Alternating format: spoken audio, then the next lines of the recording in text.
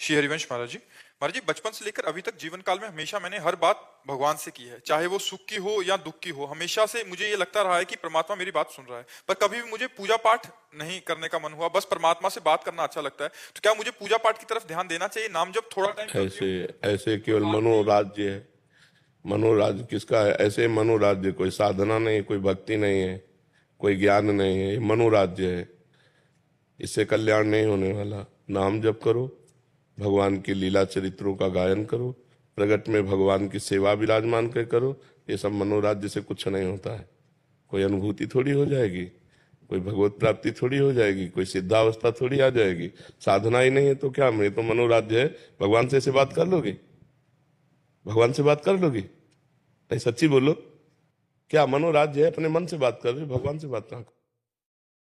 जब तक भगवान का भजन नहीं, भगवान से प्रियता नहीं, भगवान से अपनापन नहीं, तो भगवान से बात क्या कर लोगे? मनोराज्य है। मन ही तुम्हारा भगवान है, मन ही तुम्हारे बातों में आता है, और थोड़ी कोई आंतरिक बात है।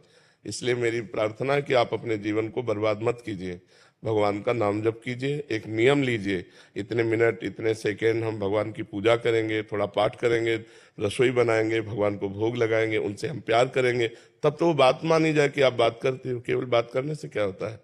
हम ऐसे भी किसी से बात करते हैं, प्यार करते हैं, तो उसे भोजन पानी के लिए तो पूछते ही है ना।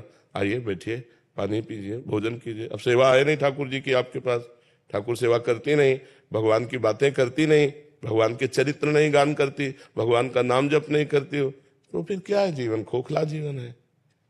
क्या केवल मनोराज्य से विषयों पर विजय पाई जा सकती है? क्या मनोराज्य से माया पर विजय प्राप्त की जा सकती है? नहीं। विषय सेवन, संसारिकता, तो फिर मतलब क्या रहा? थोड़ी दिव्यता तो आनी चाहिए, दैवी संपदा तो आनी चाहिए।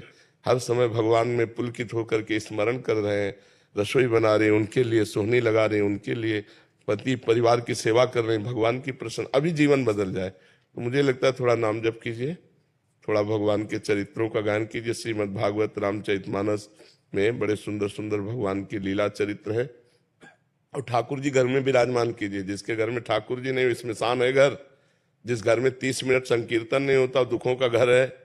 जिस घर में भगवान की पावन चर्चा के शब्द नहीं प्रकट होते, वो घर किस काम का? जिसमें संत महात्माओं की जूठन नहीं गिरी, चरणामृत नहीं, वो घर किस बात का? तो अभी भक्ति रंग को लाइए, अभी तो भक्ति कुछ है ही नहीं। इसलिए हमारी प्रार्थना है कि आप नाम जप कीजिए, भगवत चरित्र गाइयो, ठाकुर सेवा विराजमान कीजिए। जवान शरीर है, जब खाली समय मिले तो ठाकुर सेवा करो, नहीं अपने पति सास परिवार की सेवा करो। हर समय कोई सेवा में थोड़ी रत रहता है। हम लोग बहुत बेईमानी में समय खराब करते हैं। ना वो सत्कर्म है, ना वो गृहस्थ कर्म है, फालतू में खराब करते हैं समय। गेम खेल रहे हैं, टीवी देख रहे हैं, इधर उधर की बातें कर रहे हैं, घंटों समय बर्बाद करते हैं। अगर वो बर्बाद करने वाले समय को हम साधना में लगा दें, तो हमारा जीवन कल्याण में हो जाए, हम दूसरों का जीवन कल्याण में करने वाले बन जाएं। इसलिए मनोराज्य से काम नहीं चलेगा, नाम जप करो।